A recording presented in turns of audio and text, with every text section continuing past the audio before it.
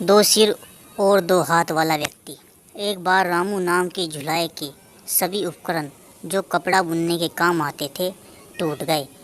उपकरणों को फिर से बनाने के लिए लकड़ी की जरूरत थी। लकड़ी काटने की कुल्हाड़ी लेकर वह समुद्र तट पर स्थित वन की ओर चल दिया। समुद्र के किनारे पहुंचकर उसने एक वृक्ष देखा और सोचा कि इसकी लकड़ी से उसके सभी उपकरण बन जाएंगे। यह सोचकर वृक्ष के तने में वह कुल्हाड़ी मारने को ही था कि वृक्ष की शाखा पर बैठे हुए एक देव ने उसे कहा, मैं इस वृक्ष पर आनंद से रहता हूँ और समुद्र की शीतल हवा का आनंद लेता हूँ। तुम्हें इस वृक्ष को काटना उचित नहीं। दूसरे के सुख को छीनने वाला कभी सुखी नहीं होता। तो जुलाहे ने कहा, मैं भी लाचार हूँ।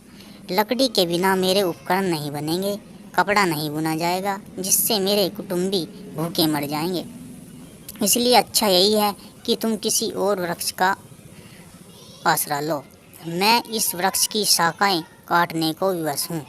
देव ने कहा, रामू, मैं तुम्हारे उत्तर से प्रसन्न हूँ। तुम कोई भी एक वर मांग लो, मैं उसे पूरा करूँगा। केवल इस वृक्ष को मत काटो। रामू बोला, यदि यही बात है तो मुझे कुछ देर का अवकाश दो। मैं अभी घर जाकर अपनी पत्नी से और मित्र से सलाह करके तुमसे वर मांगूंगा। देव ने कहा, मैं तुम्हारी प्रतीक्षा करूंगा। गांव में पहुंचने के बाद रामू की भेंट अपने एक मित्र नाई से हो गई। उसने उससे पूछा, मित्र, एक देव मुझे वरदान दे रहा है। मैं तुझसे पूछने आया हूँ कि कौन सा वरदान मांगा जाए। नाई ने कहा, यदि ऐसा ही है तो एक राज्य मांग ले, मैं तेरा मंत्री बन जाऊंगा, हम सुख से रहेंगे। तब रामू ने अपनी पत्नी से सलाह लेने के बाद वरदान का निश्चय करने की बात बताई, नाई से कही। नाई ने स्त्रियों के साथ ऐसी मंथना करना नीति विरुद्ध बतलाया। उसने सहमति दी कि स्त्रियां पराय स्वार्थी होती हैं, अपने सुख साधन के अतिरिक्त उन्हें कुछ भी सोच नहीं सकता। अपने पुत्र को भी जब वह प्यार करती है तो भविष्य में उसके द्वारा सुख की कामनाओं से ही करती है। रामू ने फिर भी पत्नी से सलाह किए बिना कुछ भी न करने का विचार प्रकट किया। घर पहुंचकर वह पत्नी से बोला, आज मुझे एक देव मिला है, वह एक वरदान देने को उद्यत है। नाई की सलाह है कि राज्य मांग लिया जाए, तू बता कि कौन सी चीज़ मांगी जाए।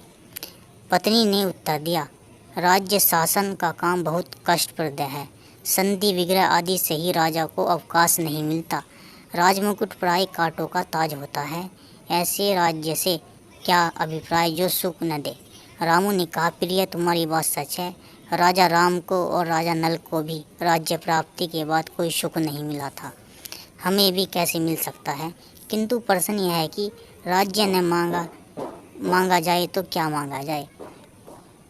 रामू की पत्नी ने उत्तर दिया, तुम अकेले 2 हाथों से जितना कपड़ा बुनते हो उससे भी हमारा खर्चा पूरा नहीं होता। यदि तुम्हारे हाथ 2 की जगह 4 हो जाए और सिर 1 की जगह 2 हो जाए तो कितना अच्छा हो। तब हमारे पास आज की अपेक्षा 2 गुना कपड़ा हो जाएगा। इससे समाज में हमारा मान बढ़ेगा। रामू को पत्नी की बात जच गई। समुद्र तट पर जाकर वह देव से बोला, यदि आप वर देना ही चाहते हैं तो यह वर दो कि मैं 4 हाथ और 2 सिर वाला हो जाऊं। रामू के कहने के साथ ही उसका मनोरथ पूरा हो गया। उसके 2 सिर और 4 हाथ हो गए। किंतु इस बदली हालत में जब वह गांव में आया तो लोगों ने उसे राक्षस समझ लिया और राक्षस राक्षस कहकर सब उस पर टूट पड़े और पीट पीट कर मार डाला।